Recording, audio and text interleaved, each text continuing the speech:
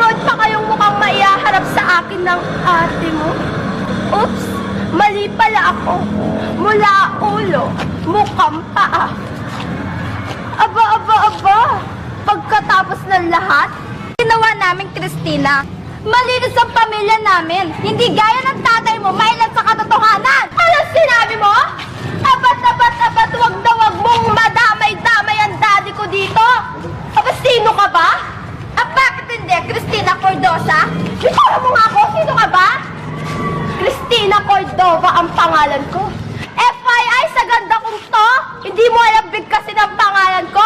Ikaw, ang tanga-tanga mo para sabihin ang pangalan ko sa maling pangalan. Cordova, hindi ba wala nga kayong Diyos kundi ang mga pera? Ano sinabi mo?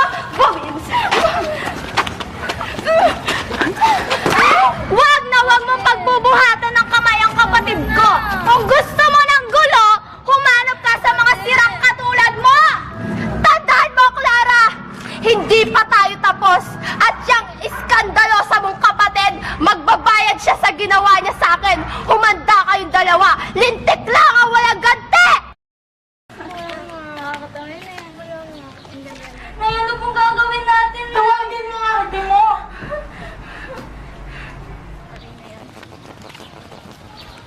Ang galing ni Cynthia sa akin. Hello? Ate! Ate, si Papa! Paano siya? Ha? O sige, pauwi na ako. Oh, sino yan? Si Clara, ang papa daw. Oh, na paano ang papa daw? Pasensya na, Isabela. Ano?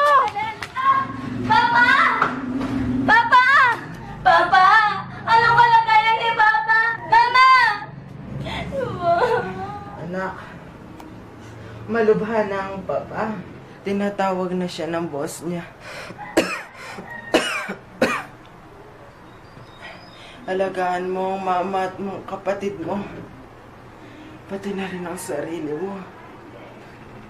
Ngunit, Papa! Mangako ka sa akin, anak. Mangako ka. Papa! Papa! Papa!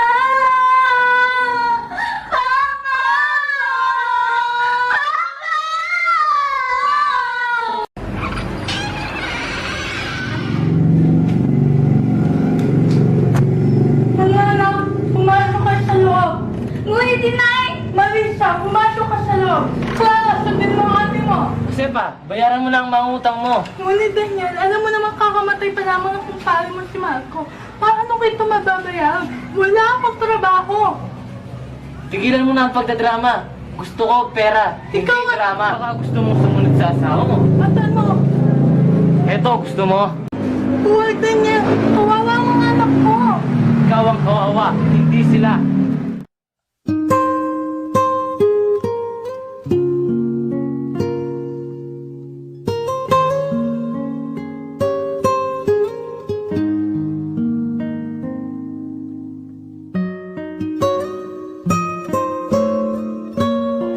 Inay! Inay! Inay! Mama!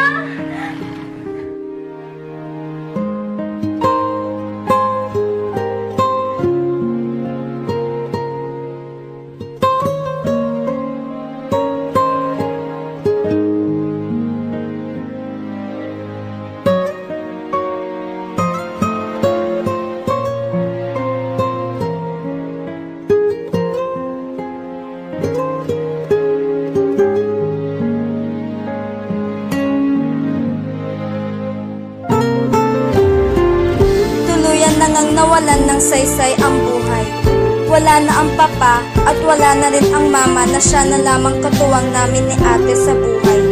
Tila kami isang anghel na tinanggalan ng bagwis at tuloy-tuloy na nalalaglag sa ehe ng buhay na walang katapusan. Sa paglipas ng mga panahon, unti-unting natanggap namin ni ate ang katotohanan. Masaya kaming namuhay, ngunit isang daluyong na naman pala ang tatahakin Nerissa, namin. may binili ka yata. Halata ba? Sige, mauna na ako. Wag mo na. Nasasa... Hindi ba na kayo Tara na. Ano ba?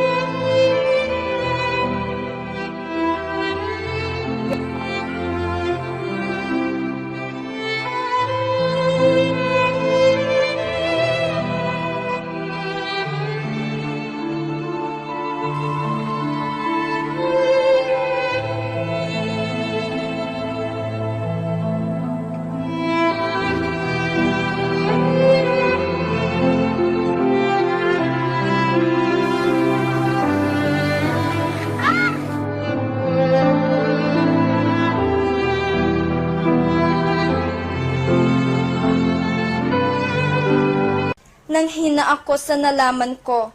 Nasabi sa akin ni Christina kasama si Isabel ang lahat ng mga pangyayaring naganap ng araw na iyon. Teka, ano nangyari? Nagahasa ng papa ko ang ate mo. Anong sabi mo? Napakawalang iyan yung dalawa! Umanahon ka. Ako na ang humingi ng tawad sa nagawa ng papa ko. Nasa ospital ang ate mo. Dinala namin siya doon matapos ang mga nangyari. Mabilis na umusad ang kaso. Nalaman namin na ang pumatay kay mama at ang nagnakaw ng kamusmusan ng ate ko ay ang si Daniel Cordova, ang napastangang sumira sa payak naming buhay, ang jablong kumitil sa buhay ng mama at nagtakdang pagdarahop naming lahat. Ay tuturing daluyong ang nangyari sa aming buhay, ngunit isang titik lamang ang natandaan ko na siyang bumuo sa prinsipyo ng pamilyang sumubaybay sa amin ni ate. Tiwala sa Diyos, tatag ng loob at tamang panahon.